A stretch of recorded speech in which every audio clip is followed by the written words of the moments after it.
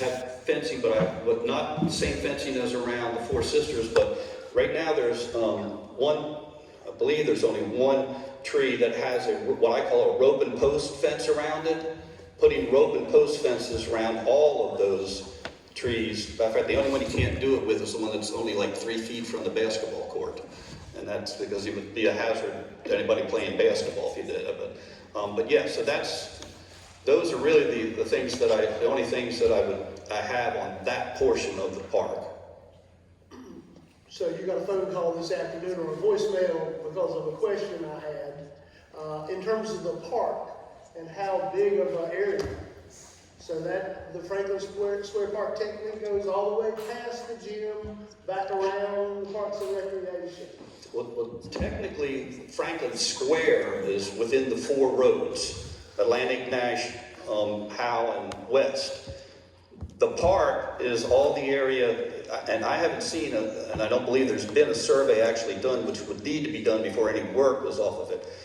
But the bulk of the park is from Howe Street down to Atlantic, using the Baptist Church, the art gallery as the end line off of that. When you get to the Baptist Church and you go south, all that grass area up to the back end of the restroom and the fire department is considered part of the park, over to the sidewalk that's there. And then you've got the active part, which is the basketball court where the Four Sisters, which is also considered part of Franklin Square Park.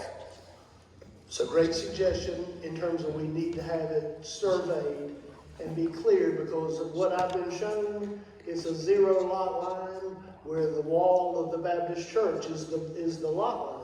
Mm-hmm. Well, they have a door, emergency fire door exit that comes out of that part. Right onto that part. And we're not clear as to what the easement is for that. Yeah. It was just a good friendly Christian agreement at the time. Right. But now we've got to have clear-cut boundaries. Yes. We don't know what the true boundaries of Franklin Square Park are. Yeah, and no work should be done there until that survey is completed. The only recommendation in the operational report, again, which you all haven't seen the full report, the only recommendation that even comes close to the church or any other non-Parks and Recreation entity in there is right now we have the corner of the church that's on Howe Street and next to the park.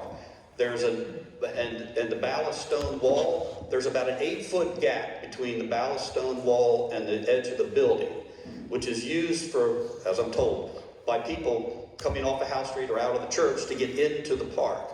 And one of my recommendations is that be one of the 11 formalized entrances into the park.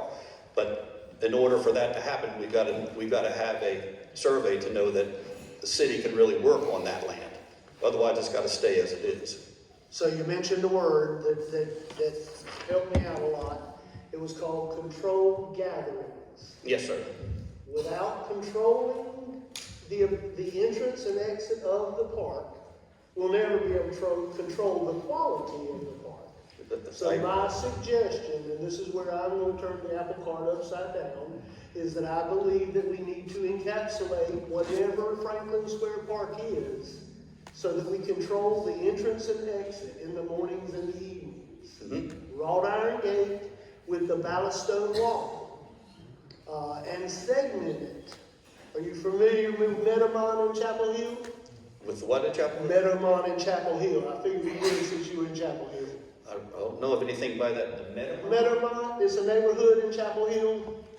I am not familiar with They that. have a historic home, and they have these beautiful gardens, and they're sectioned into terraces. And you can rent out a terrace. Uh-huh.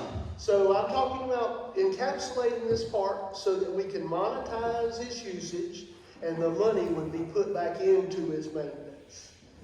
And that's my long-term suggestion for this after months of listening to people talk about this.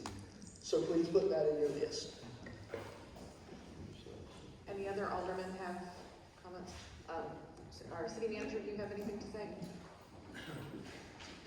Yes, could you go back to the third slide, please? Maybe.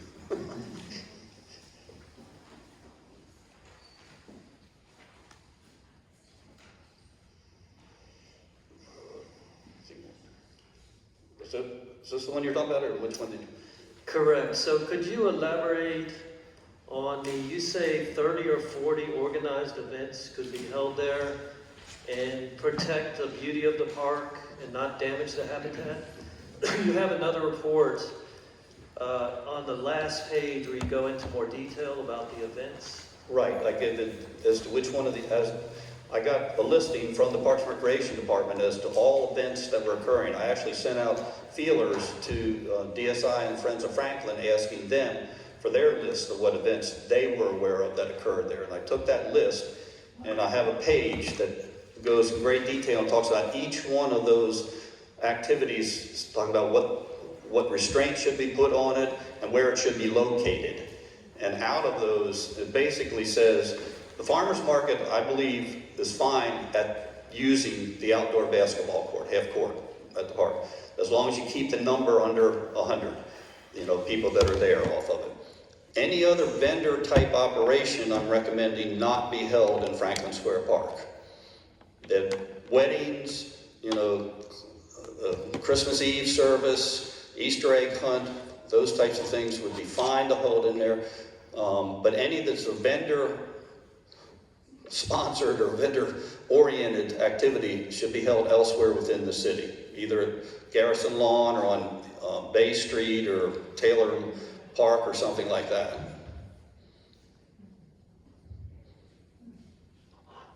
But I do not believe that having up to 40 events there that are managed and maintained properly will have any detrimental effect on the park, especially non-vendor events. Thank you, and I can say that the park will be maintained. It will be maintained.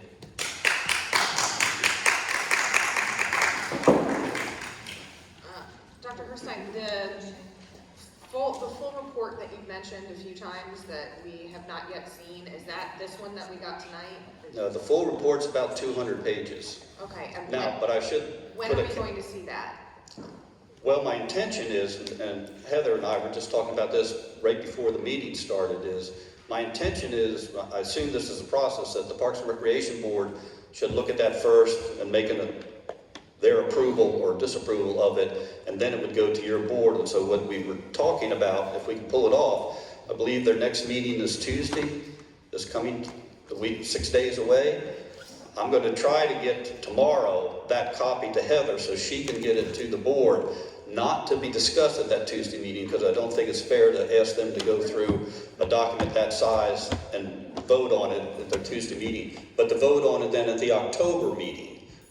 And hopefully they will approve it, and then it would be right after their October meeting, be fair game to come to this board, to the Board of Aldermen. So we're looking at a possibly November timeline to come before the Board of Aldermen, if I'm understanding that. Is it?